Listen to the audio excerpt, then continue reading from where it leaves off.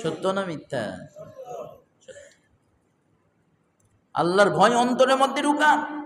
আল্লাহর ভয় যদি থাকতো মানুষ মানুষকে খুন করতে পারতো না।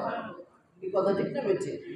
মানুষ মানুষকে খুন খারাপি করতে পারতো না, মানুষ রাহাজানি করতে পারতো না, ছিনতাই করতে পারতো না, মানুষের সম্পদ জোর করে নিতে পারতো না, মানুষের হক নষ্ট করতে পারতো না। ঠিক না বেঁচে? আল্লাহর ভয় যদি মানুষের অন্তরের মধ্যে থাকতো, বাড়া আমার সোশ্যাল মিডিয়ায় গত সপ্তাহে দেখেছেন আপনাদের পাশেই, এই যে আমাদের পাশে মিটফোর্ড হসপিটালের কি একটা কলঙ্ক অধ্যায় রচিত হয়েছে। ঠিক না বে ঠিক? মানুষ এত বর্বর নির্দয় হয় কেমনে? আয়ামে জাহালিয়াত কেউ হার মানাইছে তারা। দেখি নাই আয়ামে জাহালিয়াত, ওই যুগ বিচরণ আমি করি নাই, ইতিহাস পড়েছি, ইতিহাস জেনেছি, শিখেছি, বাস্তব রূপে দেখেছি। গত কয়েকদিন আগে পাথর দিয়ে মানুষকে মারে একটা মানুষ, সে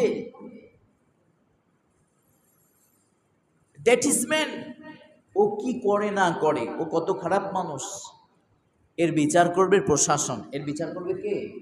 দেশের আইন ব্যবস্থা। কথা বলতে হবে, বিচার করবে কারা? দেশের আইন ব্যবস্থা। নিজে হাতে পাথর মেরে মেরে একটা মানুষকে মেরে ফেললো।